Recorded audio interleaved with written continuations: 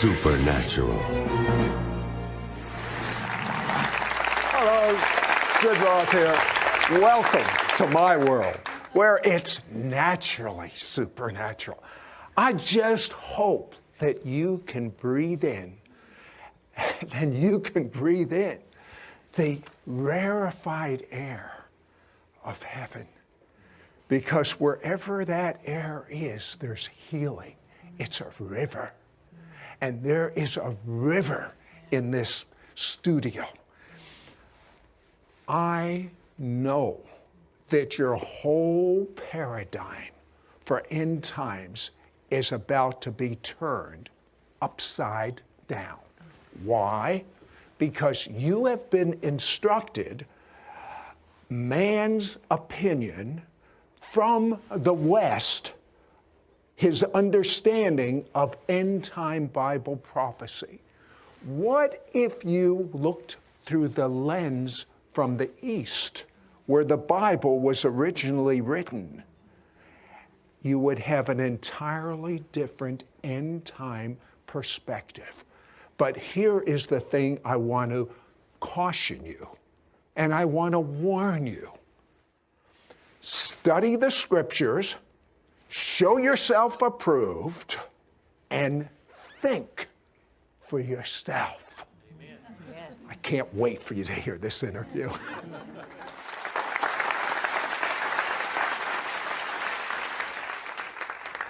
I have a guest that in his wildest imagination, he never thought he would be sitting opposite a Jewish man and loving him. Why? He was born in a city that you're very familiar with, Bethlehem, as Micah says, Bethlehem of Judea. And he was raised to hate the Jew. He was raised to be a terrorist bomber. He actually released a bomb, I believe it was in Bethlehem. You wanted to kill Jewish people. And the thing that I find very, very interesting is you came to the United States and you were with an organization that was a forerunner of groups that we hear in the news all the time. A forerunner of Hamas, Al-Qaeda, the Muslim Brotherhood. I mean, we hear this in the news all the time. A lot of the Middle East countries, their new freedom is allowing them to vote, and many are getting into office from the Muslim Brotherhood. What were you taught by this organization in America? Why were you part of it? Well, you said it. I wanted to kill Jews. In America, we were planning for jihad in America, for destruction, mayhem, and all kinds of things. What part of kill Americans don't get? The Council of American Islamic Relations that says we are a peaceful entity was born from the IAP, Islamic Association of Palestine, branch Hamas in the US. Hamas was active in the US. My mentor, Jamal Saeed, he was a colleague of Abdullah Azzam. Most Americans don't understand. I say those names like Abdullah Azzam. Abdullah Azzam was the godfather of Al-Qaeda. Most Americans don't know that the real godfather of Al-Qaeda was not a Saudi. He was a Palestinian from Jenin. Well, let me ask you about this Muslim Brotherhood, because they seem to be winning a lot in the elections in these new democracies in the Middle East. They appear, I mean, they're accepted in the United States, on our television, in the White House. Are they kind of peace-loving as opposed to radical? Absolutely radical. There is no such thing as peace-loving Muslim Brotherhood. Muslim Brotherhood is the umbrella organization that gave birth to all the Islamic terrorism. I know, but they appear to be peace-loving. Well, they play the flow chart. You know, there's a very simple flow chart. Do an uprising, people uprise. The governments begin to clamp down on the uprising. Then the media goes there and begins to film from CNN, BBC, and all these things. Then they begin to call for democracy. And then, of course, you know, what better word to use for the West? We want democracy. And the West is happy to think, well, wait a minute, maybe what we are having here is Islamic democracy. So Islamic democracy is like saying capitalistic communism. It doesn't exist. So the West is basically fooled by the words of democracy. 75% of the Egyptian government now is in the parliament is Muslim fundamentalist. And then, of course, after they take over the government, out with democracy. In the Middle East, yeah, sure, they'll use democracy. It's one man, one vote, once. And that's it. Okay, the description from the Muslim holy books of their Messiah is a mirror image of the Christian description of the Antichrist. Why do you say that? Absolutely. Everything about the Islamic Messiah. Islam is not void for Messianism, by the way. They have what is called the Mahdi. The Mahdi, by the way, is a Messiah to both Sunni and Shia. All Muslims must believe in this coming Messiah. And everything in the Bible that talks about what is called the Antichrist is there in Islam about the Islamic Messiah. If Daniel talked about the Antichrist making a 7-year covenant, Islam taught about the Mahdi creating 7 years of peace. If it talks about southern martyrs that were beheaded or Israel being invaded by the Antichrist, Islam taught how the Mahdi will even unify Turkey and Iran to advance against Israel. Let's see, Gog and Magog rings a bell here. If it talks about the Trinity in the Bible, Islam says that the Mahdi will come and denounce the Trinity, that they will come and they will destroy the cross. They will break the cross. From everything in Daniel, Revelation, you can think of. The rider of the white horse in the book of Revelation. By the way, Muslims take pride about what's in Revelation regarding the rider of the white horse. That's the Mahdi. That's Imam Mahdi to the Shia. That's the Mahdi of the Sunnis as well. So in every aspect in the Bible, when you read Antichrist or the man of sin, and you look at the definition of the man of sin, it is in Islam. Listen, you were able to think outside of the box to become a believer in Jesus.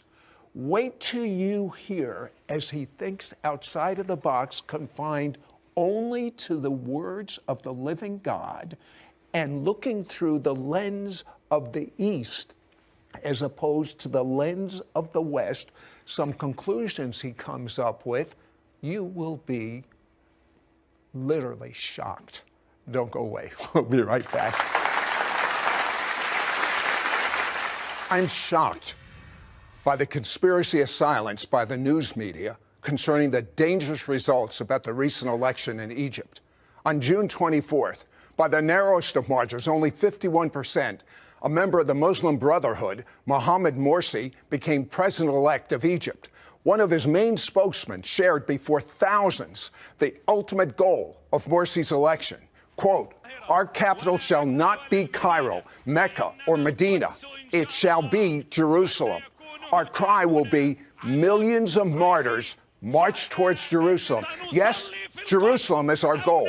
We shall pray in Jerusalem, or else we will die as martyrs on its threshold." End quote.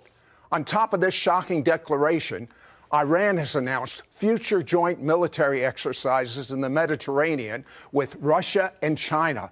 What a dangerous alliance. These are such dangerous times for Israel and for the world. We must understand that the events we are now reading in our newspapers and watching on television newscasts are predicted in the prophecies of the Bible.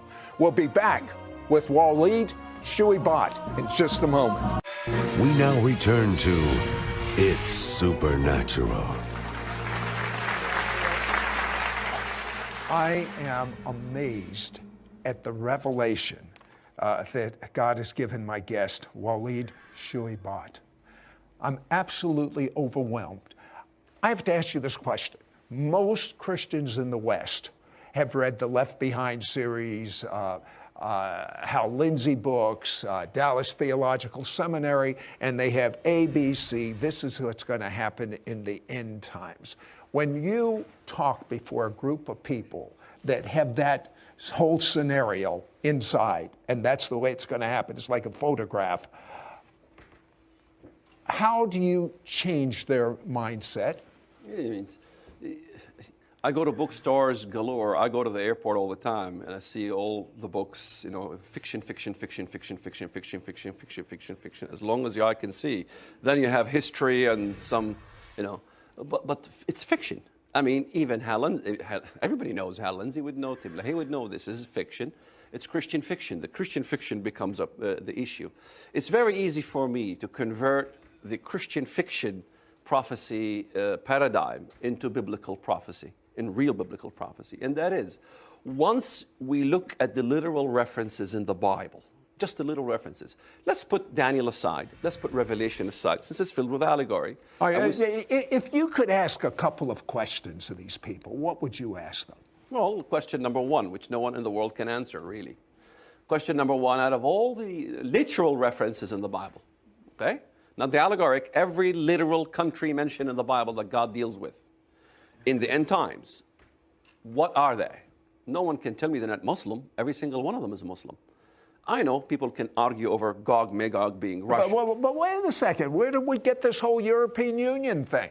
Well, in the 70s, you know. The 70s? Yeah, Hal Lindsey became, you know, and Tim LaHaye, you know, these guys made it popular. So Greece joined as a 10th nation in the European Confederacy. We got the 10 horns. We got the 10 toes. So then another nation joined, 11, 12, all the way to 2020. Some nations joined the European Union. So you got the Daniel chapter 2 with the statue of Daniel, Nebuchadnezzar's dream, 10 toes. You have a 23, 24 toes, you know. All of them are protruding out of the west. One foot's got 20-some toes, the western leg, and the eastern leg's chopped off. So I go to churches and I speak to pastors and I speak to the congregation and I challenge the pastors, you know. I say, okay, you believe in a revival of a Roman Empire. We're fighting over semantics, really, because when I say the Islamic world, they say, oh, no, it's a revival of a Roman Empire. It can't be the Muslim world. I say, okay, we're fighting over semantics. If the Roman Empire, did it include North Africa? No one can deny it. Yes. What countries included North Africa? Libya, Algeria, Tunisia, Morocco, Mauritania. What happened in Libya lately? I've been saying this 15 years. I've been talking about this Arab Spring 15 years ago from the Bible. What happens in Egypt? Will that be part of the Roman Empire? Well, I have to include them. Of course, they're part of the Roman Empire. What about Turkey? Was that part of the Roman Empire? Well, that's the eastern leg. Of course, I have to include it. Okay, so what's left? Europe. Well, we can argue over Europe, but there isn't a single reference in the Bible where God punishes a European nation. Show me where. Rome is mentioned 16 times. Some blessing, in fact, to the believers in Rome, but there is no destruction of Rome in the Bible, literally by name. We're going to say Mystery Babylon, that's a whole different question, but there is no little references. Out of all the nations, Messiah fights. Every nation, Messiah fights in the Bible. Every single one of them is Muslim. This is no... Okay, so let's take a look at a little different paradigm. What do you believe the mark of the beast 666 is? Well, we have to understand from the book of Revelation in chapter 13, the mark is the number of his name. We have to think of the name of the beast. People in the West think name of the beast. What would it be? In the foreheads of the followers of the Antichrist, it might say something like Hillary Rodham Clinton or some name. No, don't say that. No, it's not a literal name. It has nothing to do with a literal Western name. You know, look at the Messiah. We interpret the Bible from the Bible. The Messiah's name, what is his name? His name shall be called Emmanuel, which is what? God with us. Right. His name is not Emmanuel. He's not Mexican. He is from Bethlehem. His name shall be called Emmanuel, which is God with us. This God with us is what? A title. It's our what? A creed. Our creed is what? God with us. Only one faith in the world has God with us. In the same essence, the name of the beast. What is it? The creed of the beast. They have a creed. The kingdom of the Antichrist has a creed. It's a blasphemous creed. What is it? The major creed of Islam is what? I declare there is no God but Allah and Muhammad is his messenger. America, you want peace with Islam, you all must recite there is no God but Allah and Muhammad is his messenger. Will you be willing to recite this, Sid? Of course not. Why? Number one, you're an American. No one tells you what to do. Number two, who is Allah? You know, that is not the God of the Bible. So you believe the mark of the beast is the creed? The creed. If you look at the movie, The Kingdom of Heaven, let's say, go watch the movie, The Kingdom of Heaven. Watch Saladin. Saladin was that figure, the Muslim guy who was fighting against the Crusades. Right. Look at him sitting in the tent. What does he have around his arm? He has around his arm, Bismillah, in the name of Allah. Yeah, but it talks about the forehead too. And the forehead as well. The bandana Yes. around the Palestinians? Absolutely. Not just Palestinians, Turks, Muslims in Africa. I know, where, but what's the mark on the bandana? It says there is no God but Allah and Muhammad is his messenger. It says in the name of Allah sometimes, Bismillah. If you look at that movie I mentioned, on the right arm is Bismillah. And what does 666 mean? Well, if you look at the Greek, there's 3 Greek letters. No one can deny they're Greek. But they also, for some miraculous reason, supernatural reason that I cannot fathom, it also reads in the Arabic language. In fact, none of my detractors denied that it does say Bismillah in the Greek letters. Which means? In the name of Allah. So 666, the mark of the beast, Yes. is on the forehead or the arm, the name of Allah. In the Greek, it reads it that way. Wait till you find out what he has to say the Bible shows us in reference to Allah and the crescent moon. Don't go away. We'll be right back.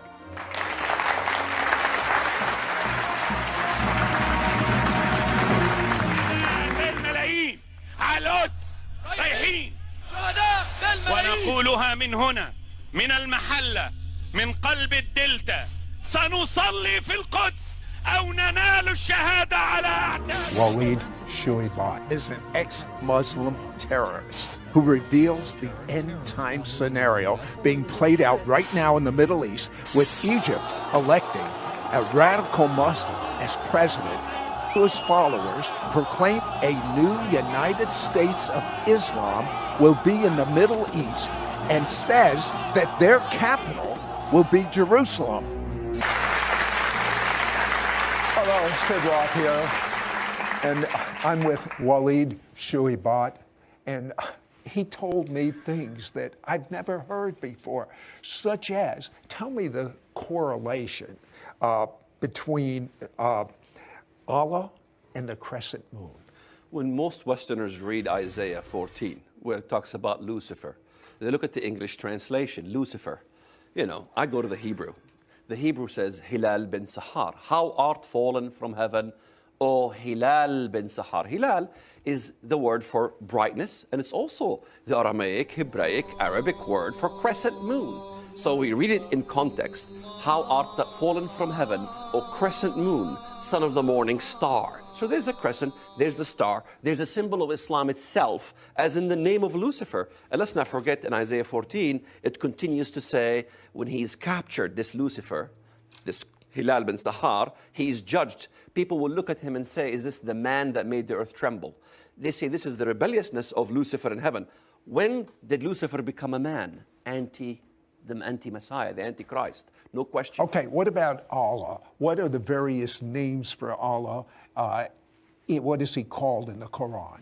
He's called many names. Some are beautiful. Tell me a few of the names that we're interested in right now. The interesting names of Allah is Khairul Makirin. Khairul Makirin in the Arabic. In the English, it means the greatest of all deceivers. So, really? Absolutely. In fact, there are prayers in Islam of having Allah give you the gift of cunningness. So some of the names of Allah in the Quran is also Al-Mutakabbir, the most proud one. So this is what I'm trying to say. So who's going to be the Antichrist? You mean his name? His name, or where will he Everyone be from? who tried to figure out his name was wrong. For sure. So you know, I think I know which country he comes from. Which country? He comes from the country of Turkey, no question. Well, that begs the question. We are taught that the Antichrist is going to rule the world. You say different. No, he can't rule the world, because if you look at several places in the Bible, he fights against other nations. In Daniel 11, Daniel 11 gives us the best description of the Antichrist. He declares war on the what? The strongest of all fortresses. Well, the strongest fortresses or the strongest military might in the world is not the Antichrist, it's someone else. In fact, most Westerners hardly, if ever, study how the Antichrist falls. When you ask a typical Western Christian, how is Antichrist destroyed in the end? Well, Jesus breathes on him, and that's it. Right. Well, there's more to it than that. That's the command, by the way, of battle that the Messiah orders. But the destruction of the Antichrist is in Ezekiel 28. He's, number one there, the Prince of Lebanon, the Prince of Tyre. His destruction in verses 8, 9, you can continue on. It says that God will raise nations, and those nations are the most terrible of the nations, militarily. And they will destroy him, and they will throw him into the pit. In Micah 5, God raises 7 shepherds and 8 principal men to fight against him. Who are these 7 shepherds and 8 principal men? Well, no one knows them yet, but they are definitely mentioned in the Bible. Let's not forget, even the Antichrist has basically 7 horns. 10, 3 plucked out of the root, what remains? 7. So you have 7 good leaders versus 7 evil ones. 7 will stand with God. 7 will be against God. So in this essence, Micah chapter 5 is a mystery to people today, but it is 7 nations that God will raise. They will rule the most powerful nations militarily in the world. And let me maybe suggest, how about America? While many people think America is doomed. Yeah, is America going to survive? I believe so. It is such an unedifying message when I hear America is doomed, America is finished. We've been through depression before. We've been through all kinds of things before. All right, just briefly, because I want to know the answers to these. Is oil mentioned in the Bible? Absolutely. How can anyone deny Isaiah chapter 34, in which God destroys Edom? Let's not forget. What is Edom? Ezekiel 25. Edom is what? What country? Arabia. Okay. Absolutely. And, because Ezekiel 25 tells us Edom is from Teman to Dedan. These are biblical cities that are in Arabia. And then in Isaiah 34, it says about this place in Arabia, it becomes what? A burning pitch. It will burn forever and ever. Arabia will burn literally. It will be destroyed. Even the Bible tells us what nation destroys Arabia. What nation? Iran. Iran, yes. Yeah, that's kind of making sense now. Yeah, in Isaiah 21. Isaiah 21, you look at the reference. Babylon is fallen, is fallen. That should ring a bell. That's the same reference in Revelation 14, Revelation 18 regarding Mystery Babylon. Who destroys it? Arise, O Elam. And, what's going to happen to Iran? Iran will eventually be destroyed. What's going to happen to Egypt? Egypt, the Messiah is going to come down and fight for the believers in Egypt. There will be persecution of the believers in Egypt. Christians here in America. They already have persecution. No, I am talking, in Egypt. No, I am talking about major persecution. I am talking about persecution like what happened with the Jewish people in Auschwitz. I'm talking about major massacres in Egypt. I'm talking about crucifixion, amputations. In fact, how many Americans are aware one of the bills that are trying to pass in Egypt, in the parliament, is what is called hiraba. Look it up. Look up my name and look up what I talk about it. The idea of passing laws on crucifixion and amputating of the right hand and the left foot. You know what the most important thing is? I believe that you're going to hear revelation about end times that you have never, ever even thought about. It's never even been addressed. But what is more important than what the order of events will be is where are you going and whether you have intimacy with God right now. And the way you have intimacy with God is if someone was to die for your sins. Jesus already did it. Believe the blood of Jesus washes away your sins. And with your mouth say, Jesus, you are my Lord.